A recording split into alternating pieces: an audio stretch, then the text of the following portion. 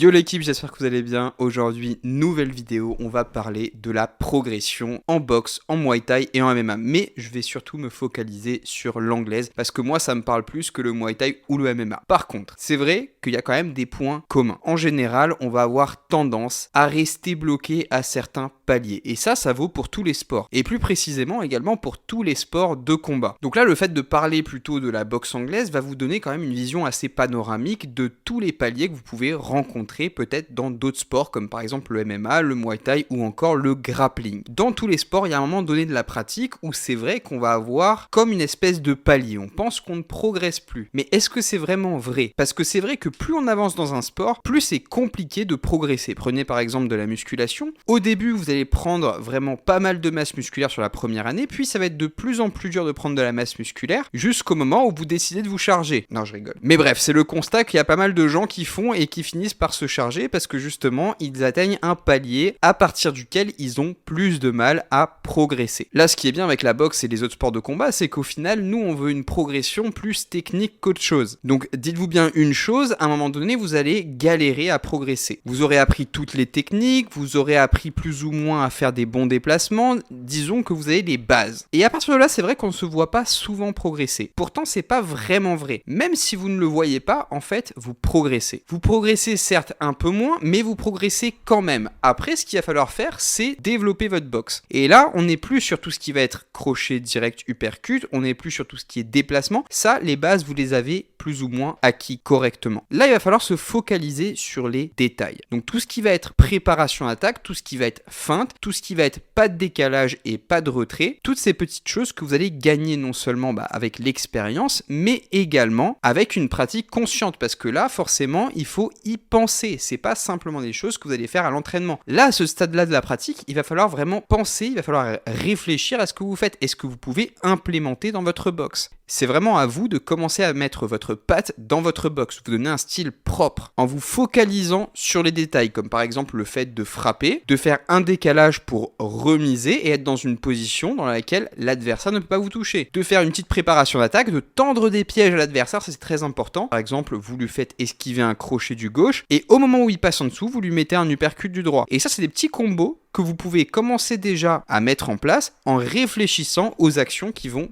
découler. Chaque attaque que vous allez mener va entraîner une réaction de la part de votre adversaire. Et là, ce que vous devez faire, c'est anticiper cette réaction pour vous toucher. Un des plus beaux KO que j'ai mis, c'est en fait concrètement ça. J'ai mis une droite dans l'objectif que l'autre passe en dessous, puis j'ai mis mon crochet gauche. Je l'ai calé d'une manière un peu spéciale qui a fait qu'il n'a pas pu l'esquiver et il l'a pris vraiment fort. Et là, on rentre vraiment dans ce que je vous dis tout le temps, c'est ce fameux jeu d'échecs. Il faut avoir plusieurs coups d'avance. Tu peux utiliser un coup, tu peux griller une cartouche simplement pour faire en sorte que l'adversaire soit dans une position qui, toi, te permet de toucher avec un coup vraiment fort. Et là, tu vas progresser. À partir du moment où tu vas commencer à réfléchir comme ça, tu vas vraiment progresser parce que tu vas mettre en place toute une préparation d'attaque qui va te permettre d'aboutir à un coup qui, lui, pour le coup, est bien calculé et qui va arriver vraiment pleine puissance. Donc, ce que je te conseille de faire, c'est de travailler tout ça en sparring, de faire des feintes et surtout de voir énormément de styles de boxe. C'est pour ça que pour moi, il est extrêmement important pour progresser de voir énormément de styles de boxe et pas uniquement de rester dans sa salle. Parce que si vous restez dans votre salle et que vous mettez simplement les gants avec vos collègues d'habitude, au final, vous ne progressez pas dans le sens où vous ne voyez pas d'autres oppositions, vous n'avez pas d'autres adversaires. Une des plus grandes qualités en boxe, c'est l'adaptation. Et pour vous adapter, vous devez voir plusieurs styles de boxe. Une fois que vous les aurez vus en sparring, en combat, vous saurez plus ou moins par où commencer pour toucher. Donc moi, ce que je vous invite à faire, c'est vraiment de contacter des clubs. Si vous avez vraiment l'envie de progresser et les moyens de le faire, ce que je vous invite vraiment à faire, c'est de contacter des clubs de votre région pour faire des interclubs. Si votre club n'en organise pas, n'hésitez pas, contactez par exemple un club, je sais pas, une vingtaine de kilomètres, j'en sais rien, et dites-lui, est-ce que je peux faire un sparring? Voilà, je fais tel poids, machin, bidule, est-ce que vous avez quelqu'un qui peut me donner la réplique sur un sparring? Si la réponse est oui, c'est tout bénef parce que ça vous permet vraiment de voir un style différent.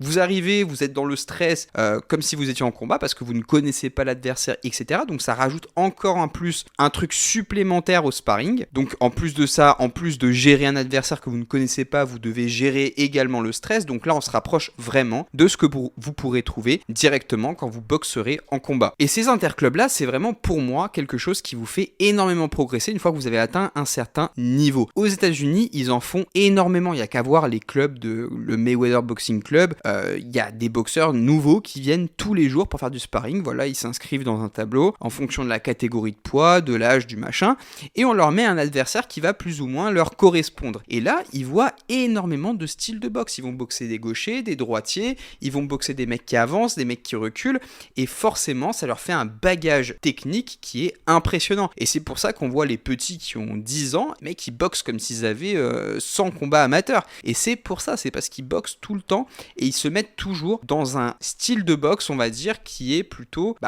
qui s'approche de la compétition. Après, attention, je dis pas qu'il faut se cartoucher la tête tous les jours, c'est inutile, mais je pense qu'il faut quand même de temps en temps varier un petit peu les sparring, se mettre un petit peu dans la difficulté, voir d'autres boxeurs, voir d'autres styles de boxe plutôt que de rester dans le confort de sa salle. Et pour moi, le compromis parfait, c'est les Cubains. Les Cubains, ils boxent pas forcément tout le temps dur, mais par contre, ils ont quand même une certaine régularité dans la mise de gants qui est souple et qui leur permet de développer leurs réflexes, d'anticiper bien mieux leurs adversaires, parce qu'ils arrivent quand même à s'adapter assez rapidement. On les voit sur les championnats du monde amateurs. Les mecs, ils ont pas forcément un gros temps d'adaptation. Ils arrivent, ils sont déjà limite calibrés sur le rythme de l'adversaire. Et ça ne peut se faire qu'avec de l'expérience. Mais cette expérience, il faut l'engranger. Et en France, vous ne boxez pas vraiment souvent. Enfin, c'est pas votre faute, hein, mais c'est un constat simplement. On ne boxe pas énormément en France parce qu'il n'y a pas beaucoup d'organisation. S'il faut aller à l'autre bout de la France tous les week-ends, c'est quand même un budget, etc. Donc c'est un constat, on boxe pas souvent. Donc pour pallier à ça, il faut essayer de trouver un petit peu plus d'opposition et de se mettre dans cette logique-là pour aller gratter un petit sparring par-ci, par-là, et en se mettant dans un inconfort aussi bien au niveau psychologique que dans le niveau technique. Après, je dis pas de faire des sparring durs toutes les semaines, je dis d'en faire de temps en temps, de varier un petit peu avec du sparring léger pour bien travailler sa technique. Ça, avec vos collègues, c'est le top. Vous mettez avec vos collègues à la salle et vous travaillez souple mais technique. Ça, c'est vraiment pour moi quelque chose qui est primordial. Et derrière, vous pouvez faire des interclubs où vous allez faire, entre guillemets, quelque chose qui va plus se rapprocher d'un combat réel. Et ça vous met vraiment dans des conditions optimales pour aller chercher des compétitions. Voilà, c'est tout pour moi pour aujourd'hui. J'espère que la vidéo vous a plu, qu'elle vous a aidé. Si c'est le cas, n'oubliez pas de vous abonner et de mettre un pouce bleu. Et moi, je vous retrouve sur la vidéo suivante.